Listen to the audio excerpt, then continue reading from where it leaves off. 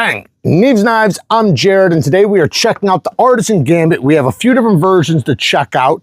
Now, if you want to save some money, which I know you do, back the Kickstarter. Don't wait until it drops. If you back the Kickstarter, you'll basically get it for wholesale price. So what dealers pay companies or, whatever to get their knives on their site in order to sell it for a profit is about 35%. It's between 30 and 40%, and typically it is 35%.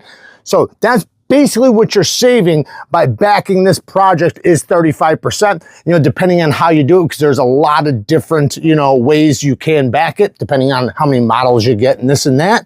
But you can save a huge discount on this, and then you don't have to pay the premium when they drop. So if you want to save some money, now's the time, back the Kickstarter. So we have an all blacked out version with carbon fiber, S90V blade. They all have S90V. This one is a beautiful all blacked out blade and handle with the black carbon fiber on both sides as the inlay, making it a right and left-handed deployment knife because it has a reversible clip that works great, by the way. Then we have the black G10 inlay, just like the original, except for now we have a plain handle with a satin blade in S90V. Then we have the beautiful Tamascus inlay version, Halfdress, S90V, satin finished blade, beautiful Tamascus inlays, titanium frame, and then the full dress, which is an absolute mirror. I mean, this thing, you 100% can do your makeup in this, which I know you're gonna. So it's one of the most perfect mirror polishes I've seen on a knife. It is so good. My camera didn't even want to pick up anything else other than what the reflection was coming through the mirror of the blade. So very, very shiny. And then this is a full Tamascus frame lock. So the lock, everything on this is Tamascus. The clip, it does not have a back spacer. It has standoffs. So yeah, S90V mirror polished blade and handle that is Tamascus.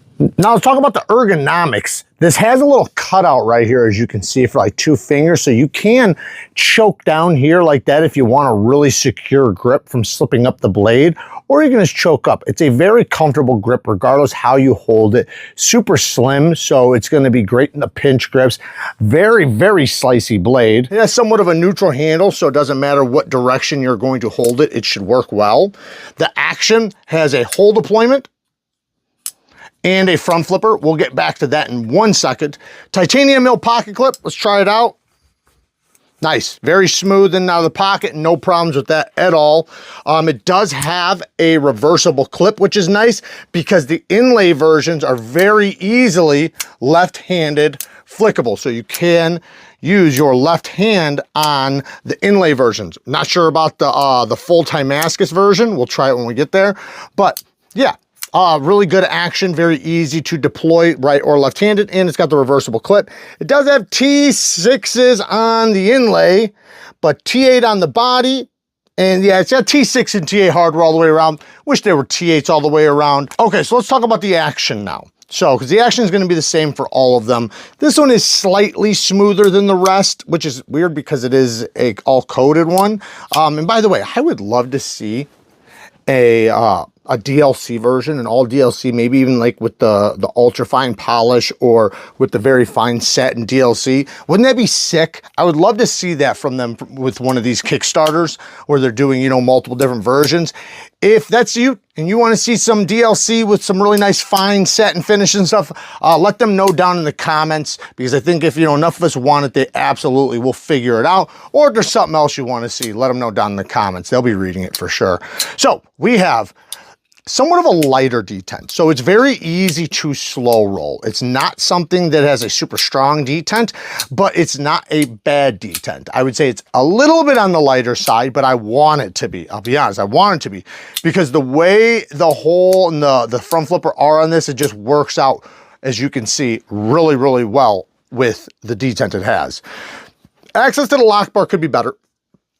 They did put a chamfer on both sides, so it's not hard to get to, but I do wish it was a cutout right here, just a little bit more, so I can come from the side, but this is fine. Front flipper, the jimping is not very sharp, but you have a great leverage point, so it works great. But yeah, I'd like to see this have a little bit sharper jimping, but it doesn't stop me from being able to flick it. The blade, like I said, very, very thinly ground. Other nitpicks I have before I go back into positives, I might as well just get them out of the way. Sharpen tool and plunge grind. Yeah, you can already see this one's already starting to smile. This one right here, you can see it is very close. You can see the plunge grind at the end of it. It hits the edge. I can actually feel it poking down a little bit. This edge shouldn't even start until right here because you need to clear this plunge grind area. The reason why, and I'm going to keep saying this and showing it until companies get it through their damn heads, you need clearance to sharpen, right? So if I want to hit the back of the bevel, if I want to hit this part of the edge, which I'm going to want to do, I need clearance there. So right there, see that? I'm hitting the plunge grind now. Even if I'm right there and I'm so focused and I'm the best sharpener in the world and I never go past right there, I'm still hitting the plunge. And that's still very unlikely that you're going to be able to do it. Most people are going to go right to here.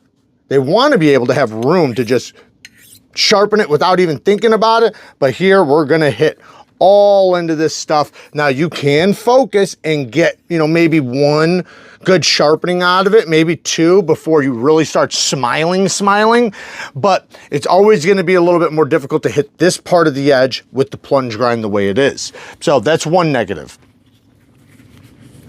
The next one, I said the jimping on the front flipper could be a little bit sharper. It's not that big of a deal. It works great. Access to the lock bar could be better. Wish there was better lock bar access. Yes, it's fine. This is a very tiny nitpick, nowhere near a deal breaker. None of these things I'm complaining about are deal breakers by any means. But the T6 hardware, I do wish it had T8 all the way around instead of any T6s. It just makes it easier for taking it apart. So let's get to these beautiful ones. So we have here the Halfdress model with the Tamascus inlays on both sides. We'll talk a little bit more about that in a second. Satin finished blade. Again, same action, same everything, very smooth, really nice in the hand. It is a very attractive knife. It is a good looking knife. It's a solid knife. It feels good. It's definitely feels premium, but this one just takes it out of the park. I mean, it is absolutely incredible. Look at this. The mirror polish is so well done on this that, like, when I'm recording, man, it actually wants to focus on what's reflecting in the mirror more so than even the knife itself. Then you have this beautiful Tamascus frame lock all the way around. I love the oranges on this side. This side has it a little bit, but it's more red. This side has the nice oranges, which I love. I love the orange and the blues. The action on this one is a lot glassier because of the polish. Like, you can totally tell that the inside of this is polished because, wow, is it super glassy. Like, very, very glassy. It definitely has a different feeling than these guys right here. I know I said this one was smoother, and what I meant was like on the dropping part, like this. See how it's more drop shiny? This one is just glassy where you don't feel the bearings at all. Very satisfying, I'll be honest. Very, very satisfying. I definitely like the action on this one a little bit better than the rest, but that's because it has a higher end finish, so it is what it is. Gorgeous looking knives. So, like I said, if you guys want to back these, is there any machining? No machining on these. Let me see this one. Okay, so only the Tamascus one has no machining. It looks like all the rest of them, yes. So even the Tamascus inlay one definitely has machining. So that's another thing. The weight is heavier on this one. I thought I felt something different. This one, all of them have cutouts on the inside. So there's weight relieving. This is the only one that has no weight relieving, the full dress model. But anyways, like I said, if you guys want to possibly get one of these for a lot more affordable price, you know, 35% off is basically wholesale price, just so you understand that. That's wholesale. So like say if I want to have a site and I want to sell knives and I want to get it from all these companies, then what I can do is I can, you know, buy them wholesale, which will be between 30 and 40% off. Typically it falls at 35%. 35% is where you can sell it and make profit. So that's basically what you're getting it for by backing the Kickstarter, just letting you guys know. So there you guys go. You know, I said my nitpicks, I showed you all the models. If you guys want to check it out, it'll be linked down in the description. Work hard, stay tough. Till next time, peace.